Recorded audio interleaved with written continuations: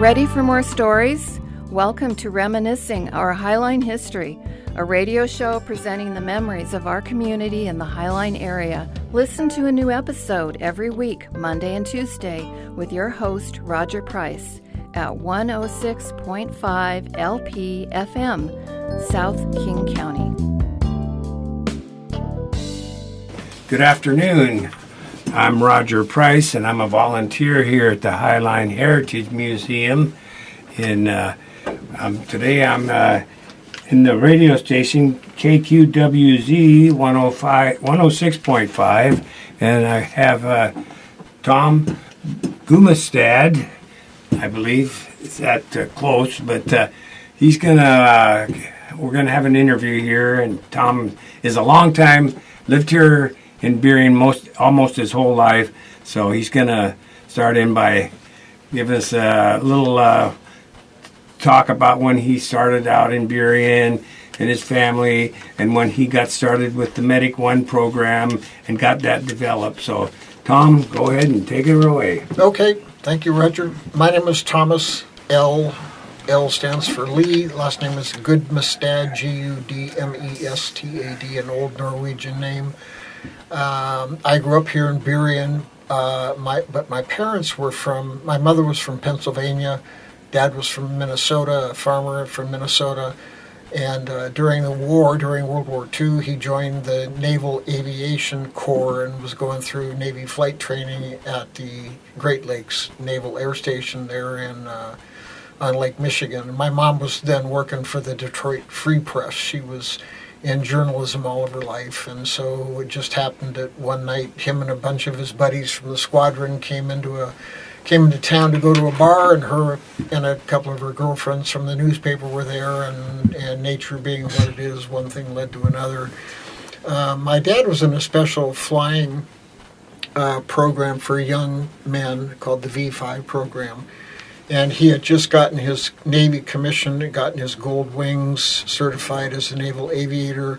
And they walked into the classroom one day and said, well, President Truman has just dropped the 2 atomic bombs on Hiroshima and Nagasaki. The war is over, and the class is finished, and you guys are all done. So he was initially going to go back to the farm in Minnesota, and my mother convinced him that there was other opportunities that he should follow.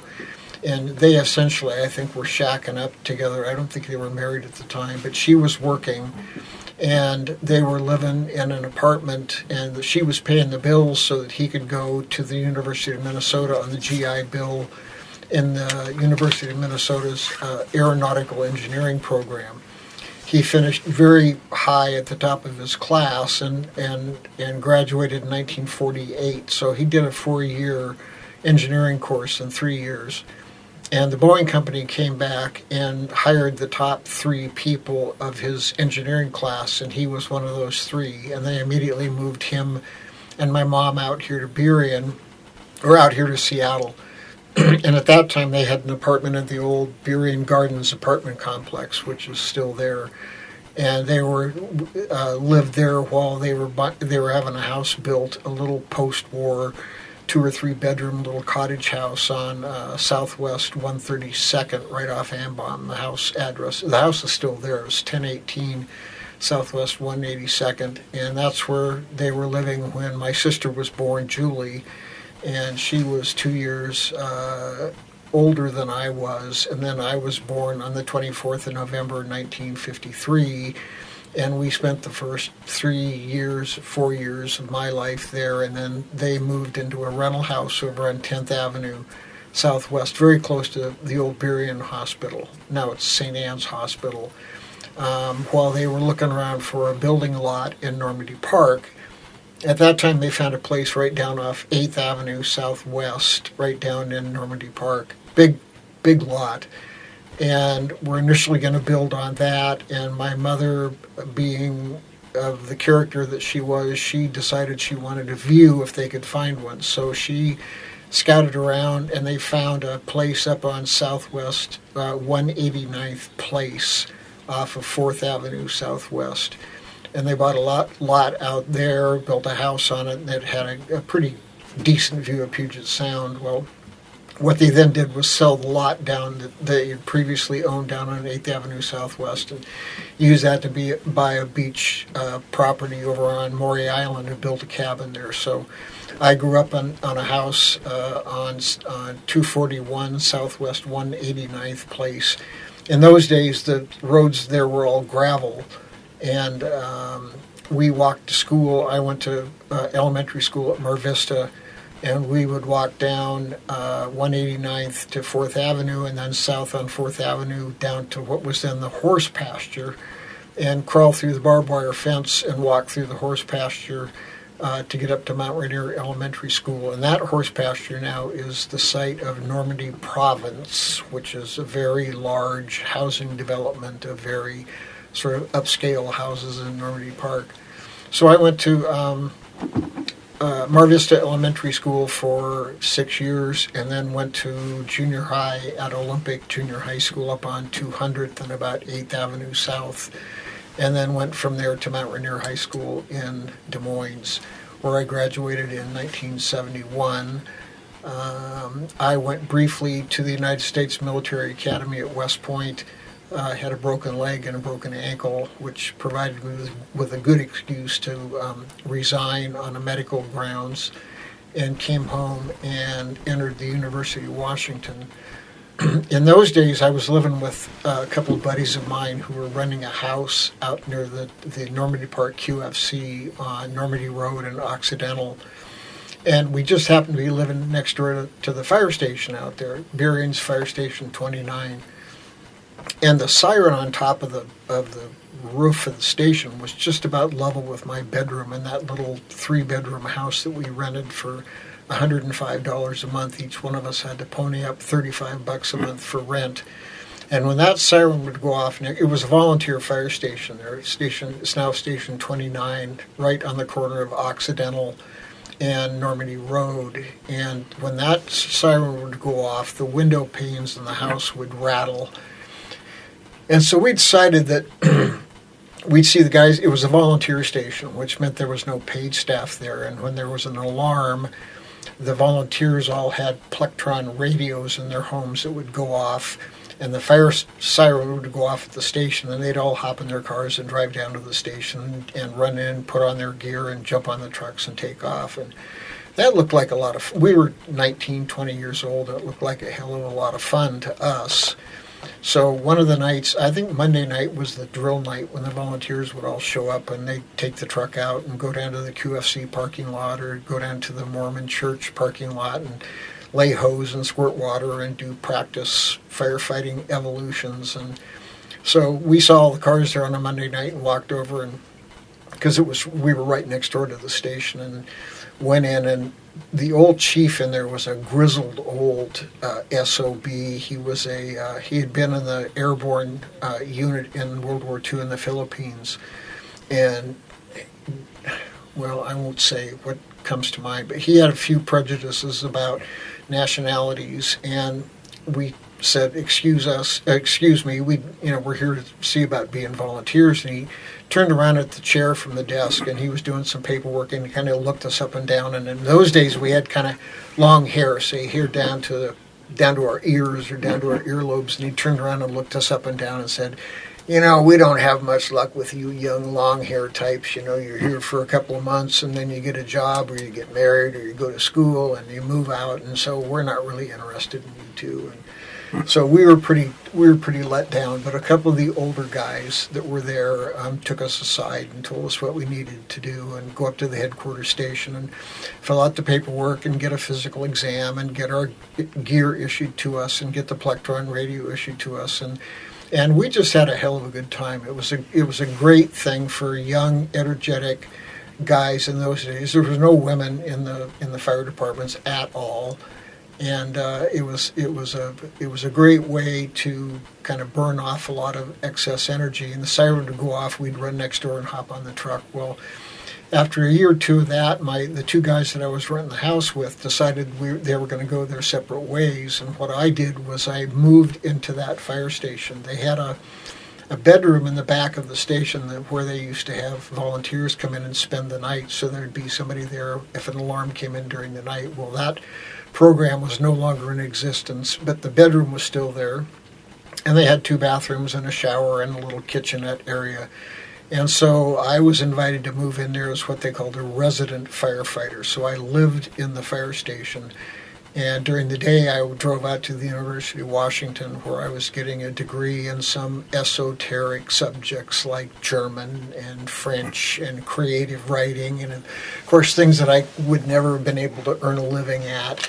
And I was living in the fire station and going on calls all the time. And the only thing the fire department required was that I put in 40 hours a week at the station, which was, of course, easy enough to do because I was spending every night there. So 7 nights a week I was sleeping at the fire station, and after school at the University of Washington, I was there doing my homework and in the station. And I didn't pay any rent, didn't pay any utilities. That was all covered as long as I spent 40 hours a week in the station, which was easy enough to do.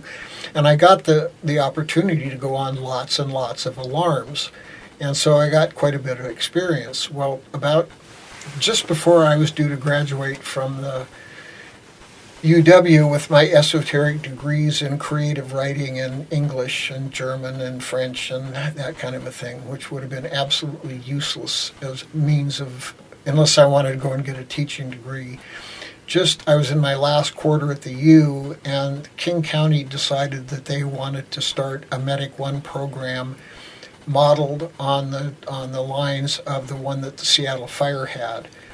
Seattle Fire started their Medic One program in 1969, and they had a couple of classes of new people to expand the service in the city of Seattle. So when the county came along and said, we'd like to send some people to paramedic training, because if you want to be a paramedic in Seattle or King County, you have to go through the Seattle Fire Department's paramedic training class at Harborview Hospital, riding on the Seattle Medic One trucks and going to classes up there at Harborview Hall and working in Harborview and some of the other hospitals in the city.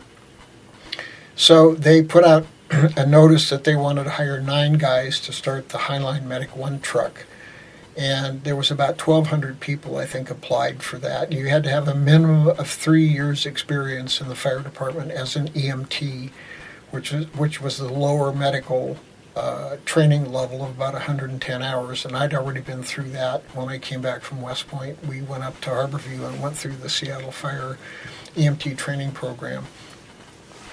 And in 1976, they decided that they wanted to have a King County Medic One program, and so that what they were doing was recruiting people who were already in the fire departments who had experience going on aid calls as EMTs. You had to have a minimum of 3 years experience. And there was about 1,200 people applied, and there was 9 of us that were hired.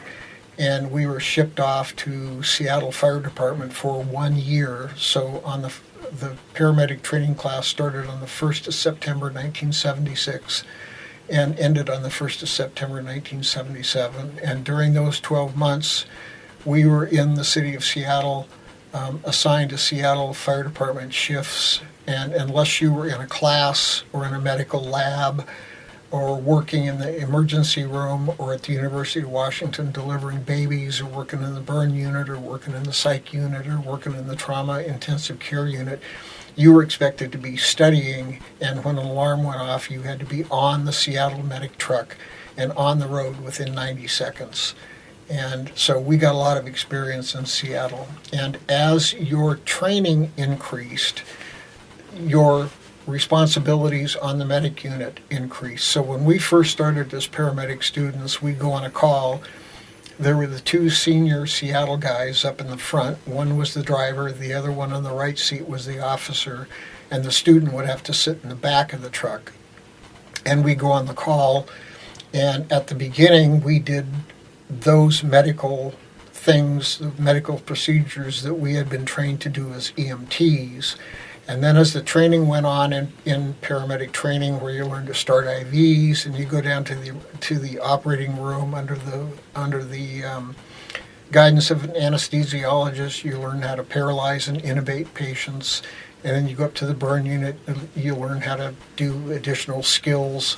And as your training increases, then your responsibility on the medic unit increases. So that at the end of 1 year or 12 months of training, we were doing all of the work, and the two Seattle guys were simply acting as kind of supervisors and making sure that nothing went wrong. And then the last, say, 6 weeks, there was actually a doctor riding with us on the medic unit.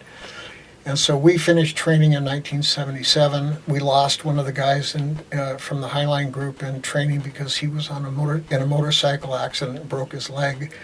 And if you physically could not show up for training, then you were out of the program. And so we came out and started the Highline Medic 1 truck with 8 guys, most of them from the local area here. A couple of us had been Burien firefighters, and one guy had been in Des Moines, and one guy had been over in McMicken Heights, but pretty much all local guys who knew the addresses and knew the radio systems and knew the hospitals and knew how to maneuver their way through South King County. And at that time, the medic unit that I was on, which was Highline Medic 1, was stationed over at Burien Fire Department Station number 2, which was in Riverton Heights in the 3200 block of South 152nd. And we were the station has since been demolished, but it's right behind the big Riverton Heights post office. And we covered, that one truck provided the paramedic services for 7 of the South King County suburban fire departments. So White Center, Burien, Des Moines, Angle Lake, McMicken Heights, Duwamish, and then also the Port of Seattle at the airport. And the dispatchers, based on the criteria of the information they got from the reporting parties, would either send an engine company or a ladder company or an aid car by itself.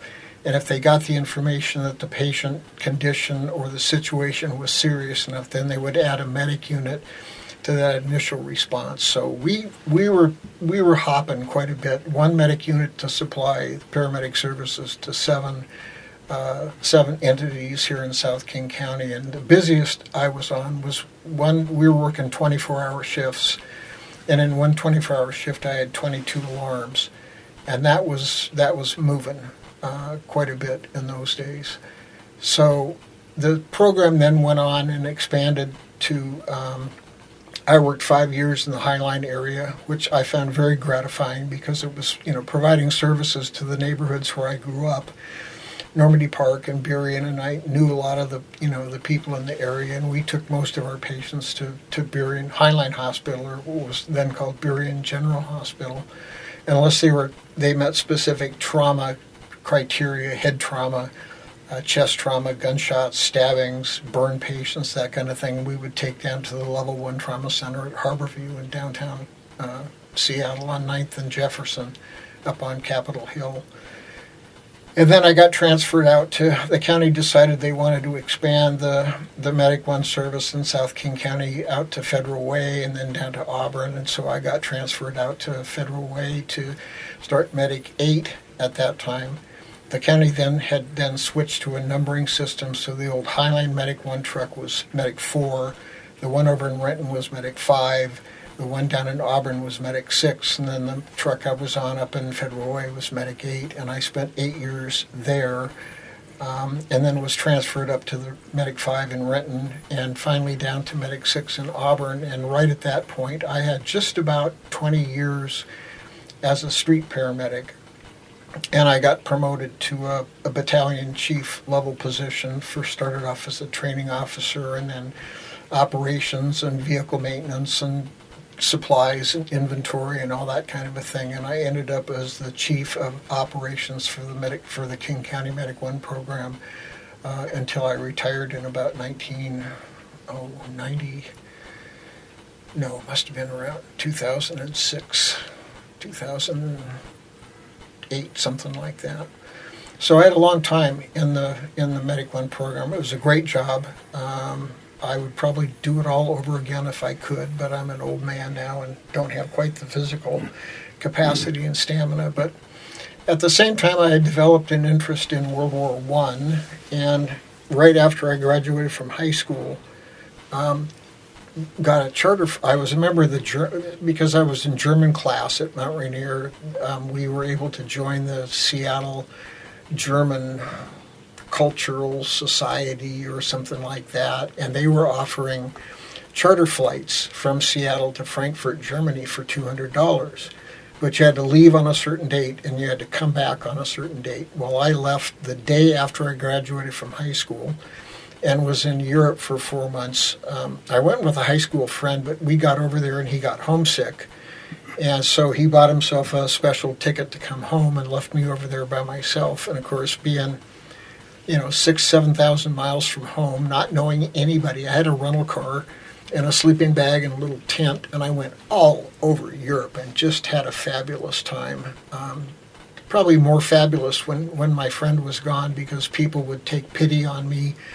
And at the campgrounds and stuff where I was staying, they'd come over and ask if I wanted to. They see I was by myself and ask if I wanted to come over for a cup of coffee or have dinner, or if it was really a miserable, wet night out and they had a trailer or a bigger tent, they'd offer to let me come and stay. And I just found it, a wonderful experience, and found out that pretty much people all over the world are nice and compassionate and generous and kind people if you give them the opportunity to be that. So I spent 4 months over there by myself, came back, then went to West Point and came back and joined the fire department. So it was a little bit of, my time was a little bit broken up from the time I graduated from high school at Mount Rainier in 1971 until I joined the fire department. But the time that I spent in Europe, I was primarily there to visit the World War II battlefield. So I wanted to follow Patton's. It was right after the movie Patton had come out, and I loved that movie and went to probably up to the old Lewis and Clark Theater probably 8 or 9 times to see that movie over and over again. But I principally wanted to follow his route across France, across the liberation of France from Cherbourg, or from the Normandy beaches, and then followed the path of his Third Army advance across, liberating Paris, and then all the way over to Metz, where they then turned and drove north into the flank of the German attack at the Battle of the Bulge, and then on into Germany. And I just had a wonderful time. Met a lot of very kind, very generous, very gracious people over there in just about every country I went to, and I went all over the place. I didn't go to any of the, in those days, the Iron Curtain countries, which were communist-controlled countries, although I did take a flight into East Berlin. They didn't encourage you to go in by bus or by train, because if the communist East Germans were acting up at any particular time, they would stop the bus traffic or stop the train traffic. So the way to get in and out and guaranteed was to take a flight from Frankfurt into Berlin. And Berlin was just a wonderful city in those days. It was still divided by the Berlin Wall.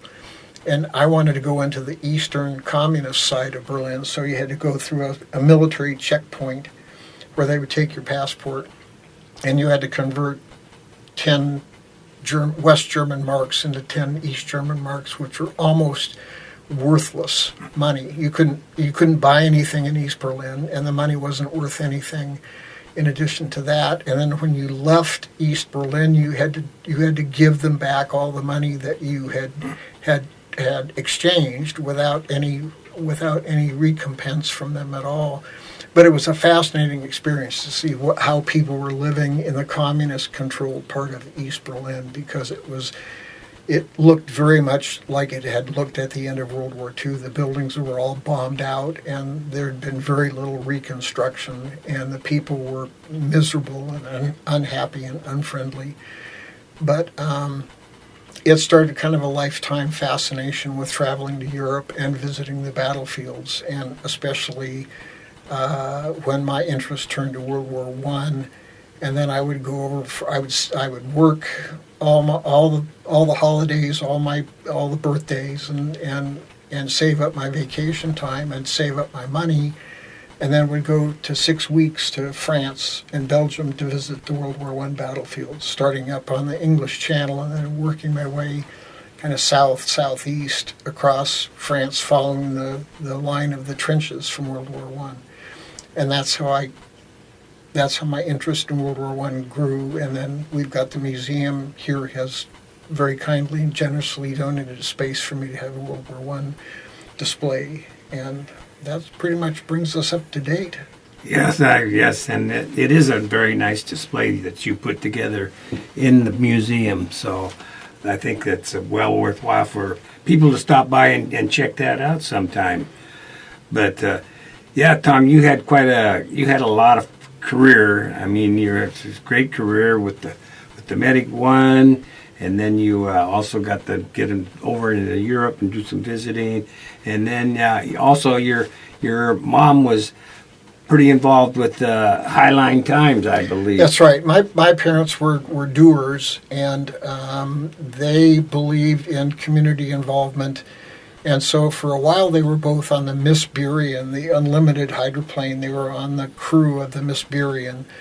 And my dad, for some reason, was helped work on the engines, which were P-51 engines, the fighter plane engines from World War II. They were big 8-cylinder engines, that Allison engines that powered those big unlimited hydroplanes. And my mom did the public relations and PR for the hydroplane. And of course, she was working at the Highline Times. My dad married my mother thinking he was getting a Minnesota farm wife, and she had come from a politician's. Her father had been a congressman in Pennsylvania, and she had gone to Ann Arbor, Michigan, the University of Michigan, and she had absolutely no intention of being a housewife. And that therein lay a little bit of the interfamily strife. He was thinking that she'd be home cooking dinner by the time he got home, and of course she was at the bar down here at Ding Hao, next door to the Highline Times here on 152nd, having a couple of drinks before she came home. But I remember going into the old Highline Time office down here. In fact, at one point she decided that I had watched enough television as a 12-year-old, and in between doing my homework, that I needed a paper route, so she signed me up as a paper boy for the Highline Times. And I said, "Well, Mom, what am I going to do when it rains?" And she said, "Put a coat and a hat on, get out there and deliver those newspapers." Yeah. So, but I remember going into the old Highline Times office down here where her office was, and they initially assigned her to the women's section, fashion and recipes and what dignitaries were coming to town and what President Kennedy's wife was wearing at the inauguration and that kind of a thing. And she absolutely hated that. She wanted to be kind of a hard news reporter. And so she worked out here for the Highline Times for, I would imagine, 6 or 7 years, started the Highline Arts Commission, and she was very active in all sorts of social things, which I'm grateful for, because she got us involved in the March of Dimes and all sorts of food bank, helping at the food bank and helping at the soup kitchen and all that kind of a thing. So she helped instill in my sister and I sort of a social responsibility idea that we had to give back to the community above and beyond, what we were doing in school and what we were doing, for employment. And I've always been grateful to her for that. Oh, yes, that sounds like she fulfilled her wish for you, her son and daughter, to follow kind of in her outgoing footsteps. Yep. And so right. That was great. That's right. Well, gee, Tom, this has been a great interview, and I'm certainly glad that we've got to do this today. Pleasure. And we'll maybe we'll have another one where we'll get more involved in the World War I project that you have involved here at the museum at a later date sometime. Sure. But anyway, I want to thank you very much. You're welcome. My pleasure. Okay.